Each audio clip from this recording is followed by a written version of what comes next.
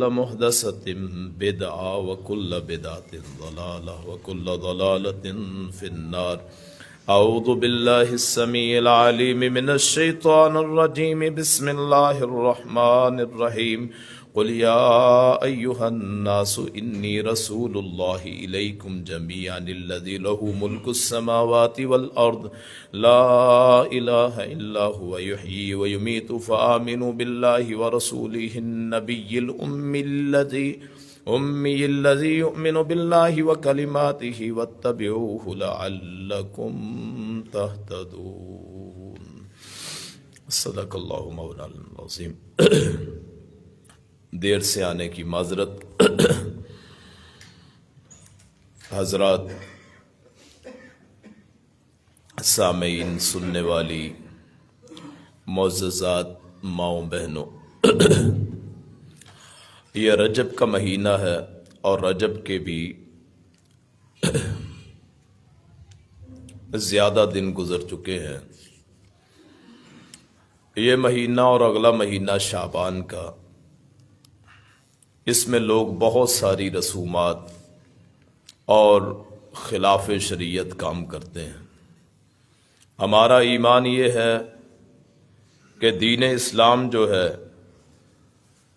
وہ مکمل ہو چکا ہے، اور جس وقت حضرت محمد الرسول اللہ صلی اللہ علیہ وسلم اس دنیا سے تشریف لے گئے، اس وقت کے بعد نہ کسی پہ کوئی فرشتہ نازل ہوا، نہ کسی نئی شریعت کا وجود ہے، نہ کوئی نیا دین ہے.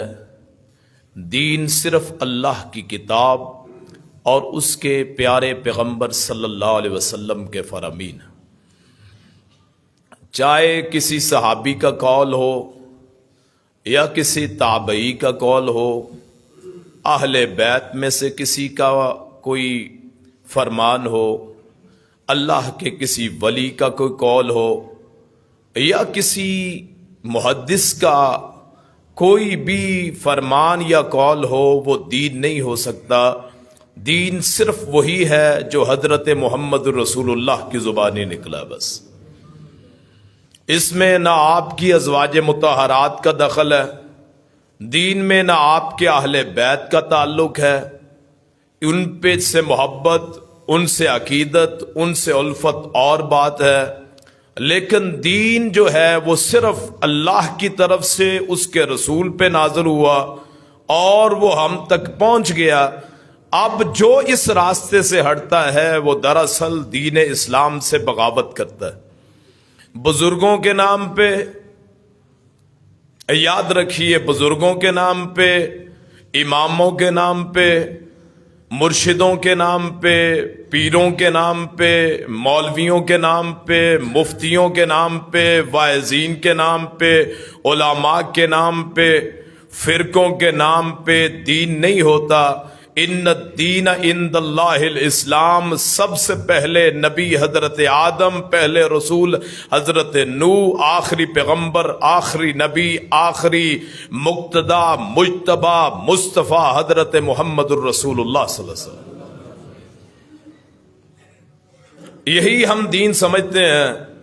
کسی نیک بندے کے کرنے سے، کسی اللہ کے ولی کے کرنے سے وہ دین نہیں بن جاتا ہے. دین ہم وہ سمجھتے ہیں جو قرآن کی آیات میں ہے، احادیث کی صورت میں.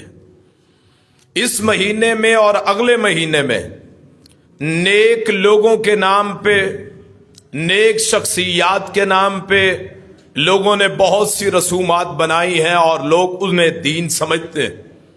جہاں میں سمجھتا ہوں لوگوں میں تفرقہ نہیں پھیلانا چاہیے، لوگوں میں نفرت نہیں پھیلانی چاہیے، وہیں مجھ پہ اور آپ پہ حق ہے کہ سچی بات سننی بھی چاہیے، اس پہ عمل بھی کرنا چاہیے.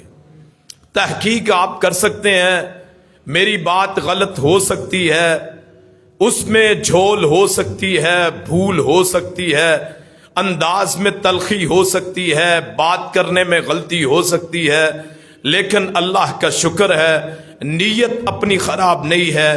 آپ تحقیق کریں، جو بات سنیں اس سے جانچیں میڈیا کا دور ہے، جدید دور ہے، گوگل پہ سرچ کریں، کتابیں پڑھی ہیں، نکالیں، نکلیں گروہوں سے، نکلیں مسلکوں سے، نکلیں شخصیات سے، نکلیں بیتوں سے، صرف اللہ کے رسول اور اس رسول پہ اترنے والی کتاب پہ ایمان رکھیں۔ دنیا کے لکھے ہوئے کسی مفتی کی کتاب وہ دین ہو نہیں سکتی ہے۔ دین ہم یہ سمجھتے ہیں، اور کسی رسم کو خاص طور پہ جب وہ کسی شخصیت کے نام پہ منسوب ہو تو سمجھ لیجئے بدعت ہے۔ کل بدعت ضلالہ، ہر نئی چیز گمراہی ہے، وکل ضلالۃ فی النار، اور ہر گمراہی آگ میں۔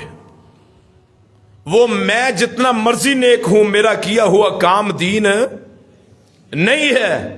اگر اس کے مطابق ہے فبہا، صحیح ہے، اگر اس کے خلاف ہو تو کوئی، چاہے وہ کوئی شیخ الحدیث ہو، چاہے کوئی عالم ہو، چاہے کوئی مفتی ہو، کوئی پگڑی والا ہو، کوئی ترنے والا ہو، کوئی اللہ کے رسول کی آل میں سے ہو، اہل بیت میں سے ہو، اگر یہ بات اس میں سے نہ ہو، احادیث رسول میں سے نہ ہو، تو وہ دین نہیں کہلا سکتی کسی کے کہنے سے، کسی کے قول سے۔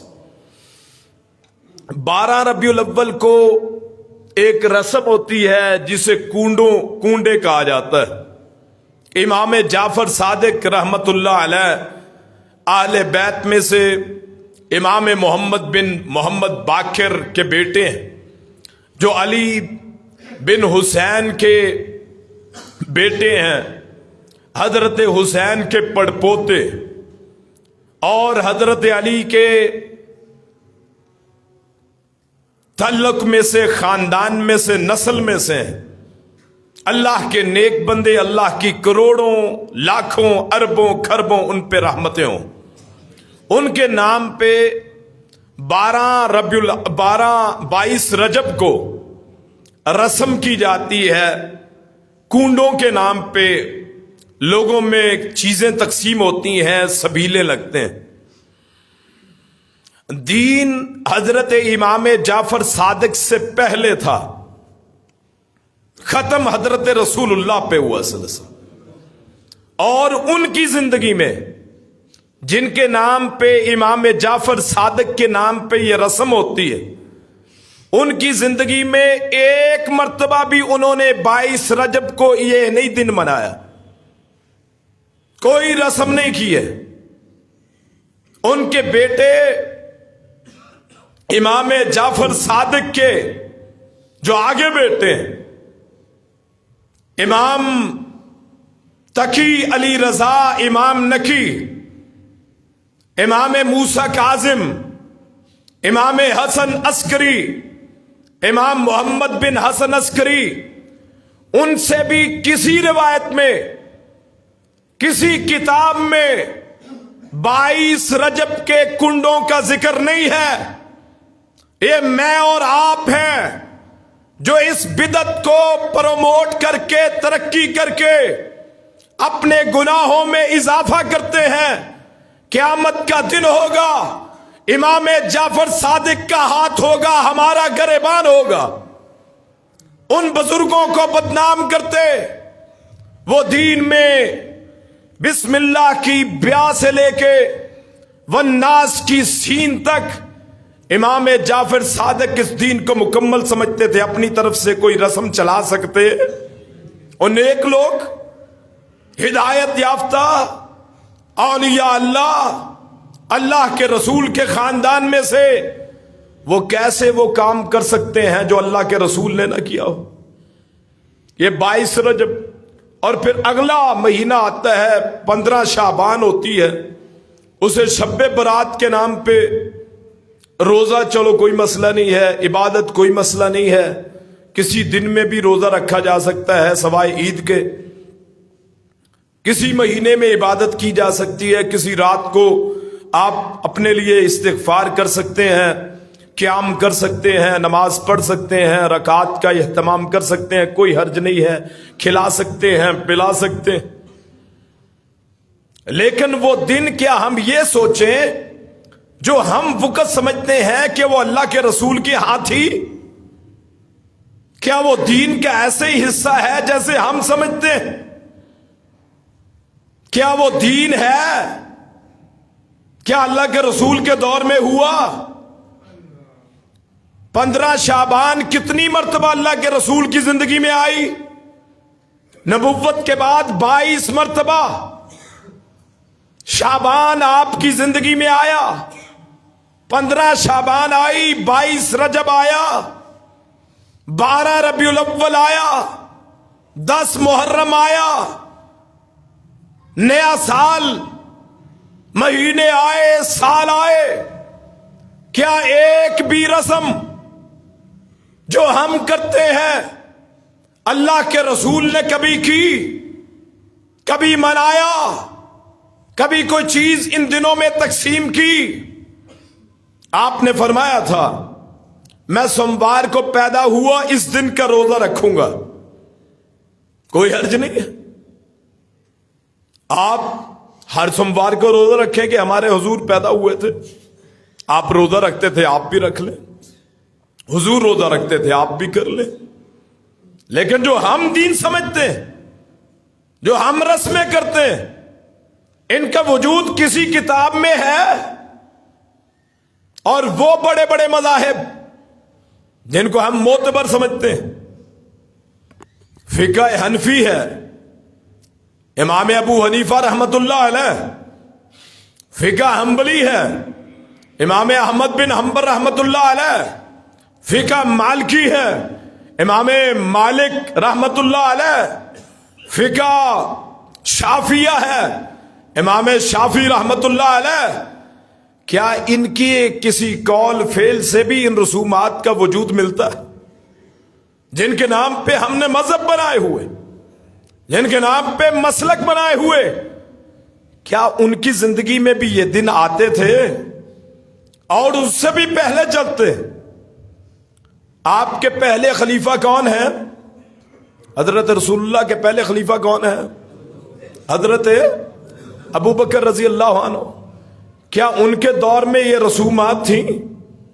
دوسرے خلیفہ عمر بن خطاب رضی اللہ تعالیٰ عنہ، ان کے دور میں یہ رسومات تھیں؟ تیسرے خلیفہ عثمان ذو النورین رضی اللہ تعالیٰ عنہ، ان کے دور میں یہ رسومات تھیں؟ چوتھے خلیفہ حضور کے چچا کے بیٹے، آپ کے داماد اور آپ کی نسل جن سے چلی، ان کے دور میں یہ 5 سے 7 مرتبہ حکومت خلافت میں تقریباً 5 مرتبہ یہ دن آتے رہے۔ ربیع الاول کا دن بھی آتا رہا، 12 ربیع الاول کا، محرم کا 10 محرم بھی آتا رہا، 22 رجب بھی آتا رہا، 15 شعبان بھی آتا رہا۔ جو دن ہم مناتے ہیں، کیا مولا علی نے ان دنوں کو منایا؟ کیا ان رسومات کا تصور ہے؟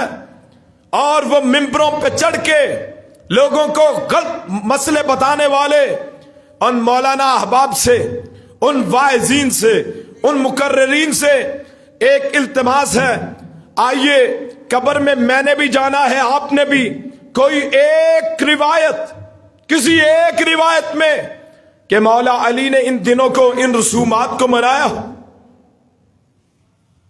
کیوں جی؟ ہمارے لیے یہی ہے، یہی ایمان کا ہے۔ میرے رسول نے فرمایا تھا علیکم بسنتی وسنت الخلفاء الراشدین المہدیین، تم پہ میری سنت بھی لازم ہے، میرے خلفاء راشدین جو ہدایت یافتہ ہیں ان کی سنت بھی لازم ہے۔ پھر آگے چلتے ہیں، ان کے 2 بیٹے ہوتے ہیں، ایک کا نام حسن ہے، ایک کا حسین۔ حسین حسن مثنی، حسین سبتم من اسباط، اصل نسل۔ کیا ان کی زندگیوں میں دن آئے ہیں کہ نہیں؟ یہی رہے؟ کیا انہوں نے بھی یہ رسمیں کی ہیں کہ نہیں؟ جب وہ نہ کر کے جنتی ہو سکتے ہیں تو ہم نہ کر کے جنتی کیوں نہیں ہو سکتے؟ کیوں دین میں اضافہ کرتے ہو؟ کیوں لوگوں کو بیوقوف بناتے ہو؟ کتنا عرصہ گزر گیا، دین میں کتنی تبدیلیاں ہو گئی۔ لوگوں نے اذان سے پہلے صلاتیں کہنا شروع کر دیں۔ یہ سچی باتیں ہیں، اور ان باتوں کو کرنے کے لیے حوصلہ چاہیے۔ میں نہ کسی کو گالی دیتا ہوں، نہ برا بھلا کہتا ہوں، بات جو حق کی ہے آپ کے سامنے کہتا ہوں. اللہ اکبر. کہاں ہے صلاۃ؟ اذان سے پہلے کس روایت میں ہے؟ فتح مکہ کے موقع پہ حضرت رسول اللہ نے صلی اللہ علیہ وسلم خاندان کے افراد تھے، سب کو پیچھے کر دیا. کہا بلال کہاں ہے؟ کالے رنگ کے بلال جو شین نہیں پڑھ سکتے تھے، اشہدو نہیں کہہ سکتے تھے، اشہدو اللہ الہ الا اللہ کہتے تھے، دل میں خلوص. کہا بلال اس کعبہ کی چھت پہ کھڑے ہو جا، جہاں اس گلیوں کو دیکھ جہاں تجھے کوڑے پڑتے تھے، تو جہاں تجھے مارا جاتا تھا، اس چھت پہ کہہ کے آج اذان کہہ لے. اس اذان بلال میں کہاں صلاۃ کا تصور ہے؟ ابو محذورہ آواز بڑی اچھی تھی، اذان کی نقل کرتے تھے. حضور نے کہا تیری آواز بڑی اچھی ہے، اذان کہا کر. مکے کا مؤذن مقرر کر دیا. ان کی اذان احادیث میں ہے، کہاں صلاۃ کا تصور؟ عبداللہ بن ام مکتوم نبینا مؤذن رسول، پکے مؤذن، ان کی اذان احادیث میں ہے، کہاں صلاۃ کا تصور؟ ہم لوگ دین کو کیا کھلونا سمجھتے ہیں؟ باپ دادا ما الفینا علیہ آبانا جب کہا جاتا ہے وہ جی باپ دادا کرتے تھے، کیا وہ غلط ہے؟ ما وجدنا علیہ آبانا یہ الفاظ کس کے ہیں جی؟ باپ دادا بڑے کرتے تھے. یہ الفاظ ہوتے تھے نبیوں کے مقابلے میں کافروں کے، کہ نبی کہتے تھے ایک اللہ کو پکارو، وہ کہتے تھے جن کو ہمارے بابا و اجداد پوجتے ہیں ہم ان کا کیا کریں؟ جو بندہ کہتا ہے میرے بڑے میرے باپ دادا، وہ دراصل وہ ان کفار کی نکالی کرتا ہے جو پیغمبروں کے مقابلے میں ہوتے تھے. اللہ کے لیے دین کو کھلونا نہ بنائیں. کل اللہ کے رسول کے دربار میں جانا ہے تو منہ کالا نہ ہو جائے کہ حضور فرماتے ہیں حوض کوثر پہ نا پانی پینے کے لیے آئیں گے لوگ، جماعتیں آئیں گی. فرمایا میں پانی پلا رہا ہوں گا تو لوگ آئیں گے پانی پیتے جائیں گے، اور جو ایک مرتبہ پی لے اسے کبھی پیاس نہ لگے وہ جنت میں چلا جائے. فرمایا کچھ لوگ آئیں گے پانی پینے کے لیے، میرے اور ان کے درمیان میں دیوار رکاوٹ حائل ہو جائے گی. میں کہوں گا اللہم ہؤلاء امتی اللہم اصحابی، اللہ میرے امتی ہیں، میرے صحابہ ہیں، میرا کلمہ گو ہیں، میرے کلمہ پڑھنے والے ہیں، ماتھوں پہ محراب پڑے ہوئے ہیں، وضو کے نشانات سے چہرہ چمک رہا ہے، ہاتھ چمک رہے ہیں، پاؤں چمک رہے ہیں، نمازی ہیں، تہجد گزار ہیں، زکوٰۃ دینے والے ہیں، حج کرنے والے ہیں، عمرہ کرنے والے ہیں، نیک ہیں، کلمہ گو ہیں. فرشتے کہیں گے انک لم تعلم، اے پیغمبر تجھے علم نہیں ہے، ما احدثوا بعدک، تیرے جانے کے بعد انہوں نے دین میں نئی نئے مسائل گڑھ لیے تھے، رسمیں بنا لی تھی. تو اس وقت میرے اور آپ کے پیر و مرشد حضرت محمد الرسول اللہ فرمائیں گے سحقن سحقن لمن غیر بعدی، اس شخص کے لیے دوری ہو جو میرے بعد دین کو بدل دے، اپنی طرف سے رسمیں بنا لے. حضرت عائشہ فرماتی ہیں جو بھی دین میں نیا کام کیا جائے وہ بدعت ہے، مردود ہے. من احدث فی امرنا ھذا ما لیس منہ فہو رد، رسول اللہ فرماتے ہیں صلی اللہ علیہ وسلم جو دین میں ایسا کام کرے جو اس میں سے نہیں ہے تو وہ مردود ہے، چاہے جتنا ہی اچھا ہو. مثلا میں آپ کو اس کی ایک دلیل دیتا ہوں. آپ رکوع میں قرآن نہیں پڑھ سکتے، حضور نے منع فرمایا، ہمارا نہیں ربی، مجھے میرے رب نے حکم دیا ہے کہ میں قرآن رکوع اور سجدوں میں نہ پڑھوں. اب قرآن پڑھنا اچھا ہے، نیکیاں ملتی ہیں، لیکن آپ نہیں پڑھتے کیوں؟ رسول نے منع کیا ہے. اب ظہر کی کتنی رکھتے ہیں جی؟ 4 فرض. بعض لوگ سنتوں کے ڈر سے مسجد میں نہیں آتے، کہتے جی 20 پڑھنی پڑتی ہیں، 12 پڑھنی پڑتی ہیں. اللہ کے بندو فرض ہی پڑھ لینے دو لوگوں کو. میں حقیقت ایسے افراد کو جاتا ہوں، کہتے مسجد میں کس لیے نہیں جاتے ہی نماز پڑھنے، کہتے ہی لوگ تنگ کرتے ہیں اگر صرف فرض پڑھ لیں. دن اور رات میں فرض کتنی رکھتے ہیں 5 نمازوں میں؟ کیوں جی؟ 17. ماشاءاللہ بڑی دیر سے بولے. دین بڑا پختہ ہے نا، دین پہ بڑا عبور ہے الحمدللہ، باقی چیزوں پہ بڑی توجہ ہوتی. 17 رکھتے ہیں فرض. اگر کوئی کہے جی میں 19 پڑھوں گا فرض، ظہر کے 5 پڑھوں گا، آپ کیا کہیں گے؟ کیوں جی؟ 2 سجدے کرنے پڑیں گے کہ نہیں؟ اگر امام بھول کے 5 پڑھا دے 2 سجدے کرنے پڑتے ہیں کہ نہیں؟ کہ غلطی ہو گئی. حالانکہ قیام اللہ کے، ہاں رکوع اللہ کے لیے، 2 سجدے اللہ کے لیے. اللہ کو بڑے محبوب، وہ ایک سجدہ کر لے اللہ سارے گناہ معاف کر دیتا ہے. شیطان نے ایک کا انکار کیا تھا، رد ہو گیا تھا، مردود ہو گیا. اور ہم 2 سجدے بڑھ گئے، 1 رکوع بڑھ گیا، 1 قیام. کتنا نیکی ہے. لیکن ہم کیوں نہیں کرتے کہ دین میں جائز ظہر کی کتنی رکھتے ہیں؟ آپ 4 کو 5، حالانکہ اچھا کام. اسی طرح ہر وہ کام جو دین نہ ہو اسے دین سمجھ کے کرنا، اسے بدعت کہتے ہیں.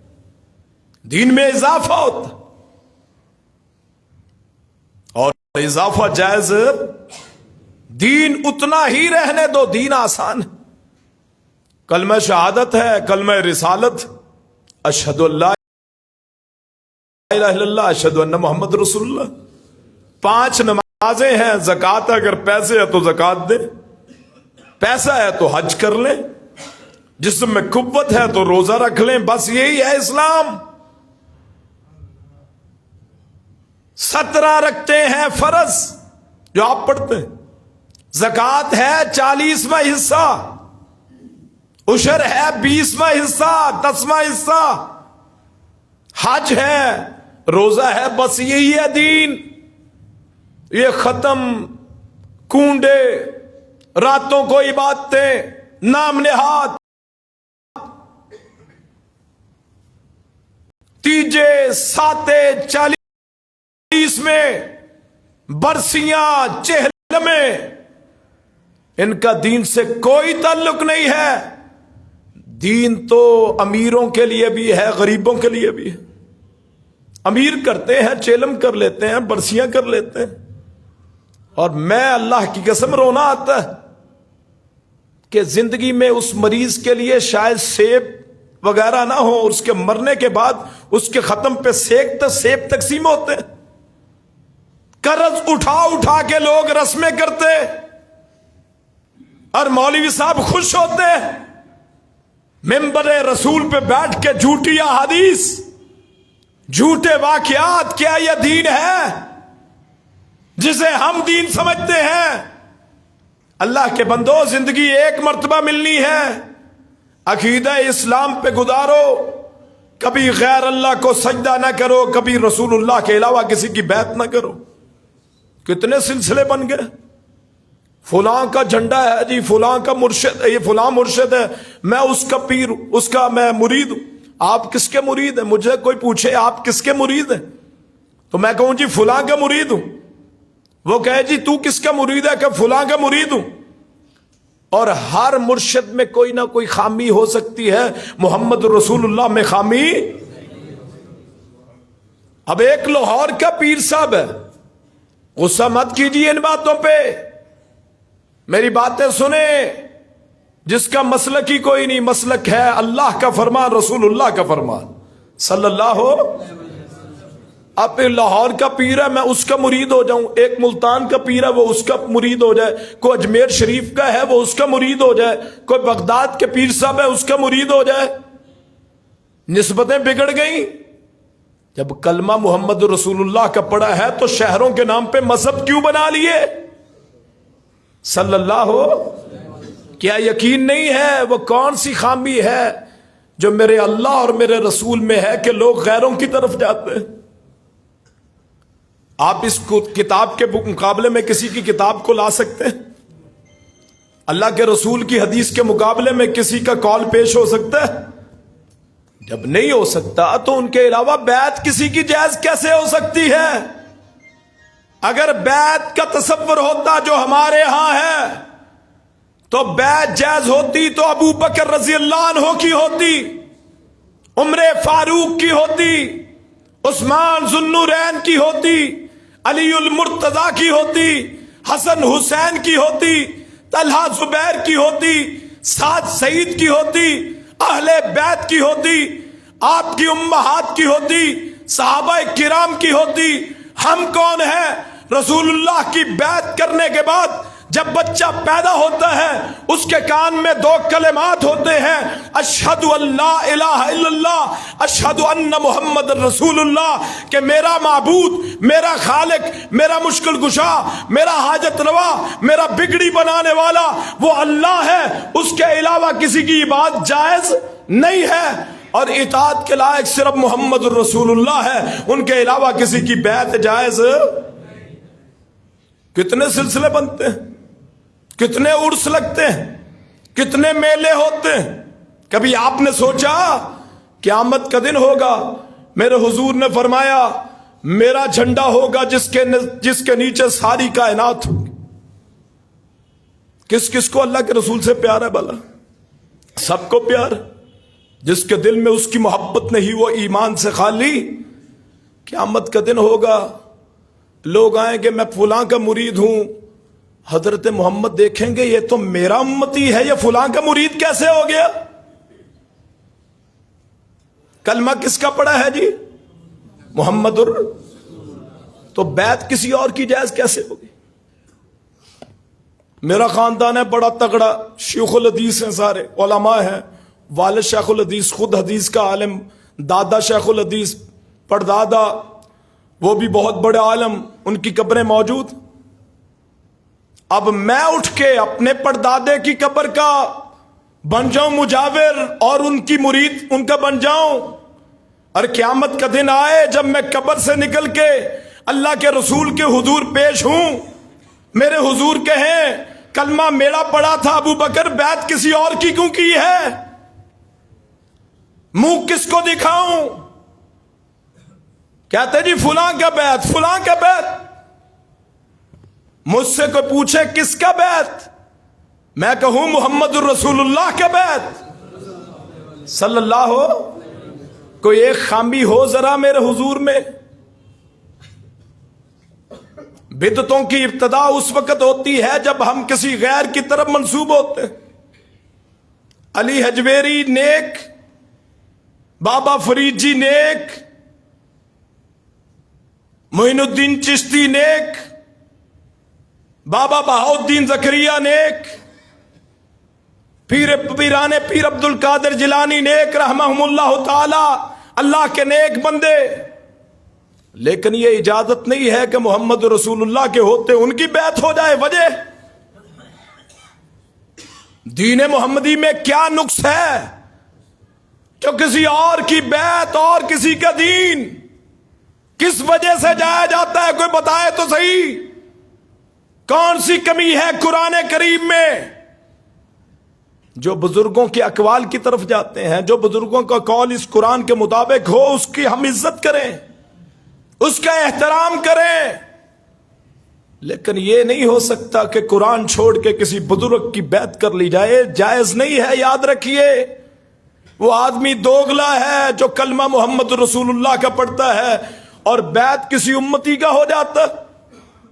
جتنے بزرگوں کے میں نے نام لیے ہیں ان میں یہ پیغمبر ہے کہ امتی ہیں؟ امتی کس کے ہیں؟ محمد رسول اللہ کے امتی ہیں تو اس محمد کو چھوڑ کے امتیوں کے طرف کیوں جاتے ہیں؟ شہروں کے نام پہ مذہب کیوں بنے؟ دیوبند انڈیا کا ایک شہر ہے، قصبہ ہے، اس کے نام پہ مسلک کیوں بنا؟ بریلی انڈیا کا ایک شہر ہے، رائے بریلی، اس کے لوگ پیروکار کیوں بنے؟ اس کے نام پہ مذہب کیوں بنا؟ آئیے مذہب بناتے ہیں تو مکے کے نام پہ، مذہب بناتے ہیں تو مدینے کے نام پہ، شہروں کے نام پہ کیوں؟ جی سناٹا چھا گیا ہے نا، ذرا سچی باتیں ہیں نا کہ ہم نے کون سی عقیدتیں بنا رکھی؟ اے محبت اور ہے، پوجنا اور ہے۔ مثلا میں اس کی ایک مثال دیتا ہوں، ماں، بہن، بیٹی، بیوی ہے عورت، اب ماں کو آپ بیوی نہیں کہہ سکتے، رشتہ ختم۔ اب بہن کو آپ بیٹی نہیں کہہ سکتے، بیوی کو آپ ماں نہیں کہہ سکتے۔ جب یہ یہاں جائز اور یہاں اصول ہے تو وہاں کیسے جائز ہو گیا کہ نبی کے ہوتے ہوئے امتی کو نبی بنا لیا جائے؟ اپنی اصلاح کیجئے، سارے مسائل کا حل ہے شریعت محمدی میں صلی اللہ ہو۔ یہ جتنی رسمیں بنائی ہیں، جتنی بیعتیں ہیں، ان کا شریعت میں کوئی وجود نہیں ہے۔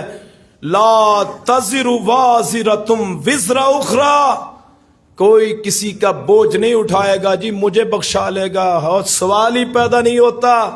قل لا یعلم الغیب الا اللہ وما یشعرون ایان یبعثون، کسی کی سفارش تو بڑی بات ہے، یہ جو بزرگ ہیں انہیں یہی علم نہیں کہ قیامت کے دن انہیں کب اٹھایا جائے گا۔ آپ بیعتوں کی بات کرتے ہیں، آپ سفارشوں کی بات کرتے ہیں، میں نے اپنے پیر کی بیعت کر لی، ہاتھ پہ ہاتھ رکھ دیا ہے جی، نذرانے بھی پیش کرتا ہوں، سال کے میلے پہ بھی جاتا ہوں، عرس بھی مناتا ہوں، سب کچھ کرتا ہوں۔ اللہ فرماتا ہے ما یشعرون ایان یبعثون، جن کو تم اپنا بڑا سمجھتے ہو نا، ہیں وہ نیک، ہیں وہ اللہ کی نیک، اللہ کے پیغمبر کے مقتدی ہیں، ان کی بات ماننے والے ہیں، لیکن ان کا مقام یہ نہیں ہے کہ ان کو پیر و مرشد بنا لیا جائے۔ ما یشعرون ایان یبعثون، ان کو تو یہ بھی علم نہیں ہے انہیں کب اٹھایا جائے گا۔ قیامت کے دن ہوگا، میرے حضور کے جھنڈے کے نیچے ساری کائنات ہوگی۔ آئیے وعدہ کرتے ہیں تمام بیعتوں کو، تمام سلسلوں کو توڑ کے صرف ایک سلسلے سے منسلک ہو جائیں، وہ سلسلہ حضرت محمد الرسول اللہ کا ہے، کسی کے نام پہ بیعت نہ کریں۔ اللہ پاک مجھے بھی آپ کو بھی صحیح بات سمجھنے کی، اس پہ عمل کرنے کی توفیق عطا فرمائے۔ آخر دعوانا ان الحمدللہ رب العالمین۔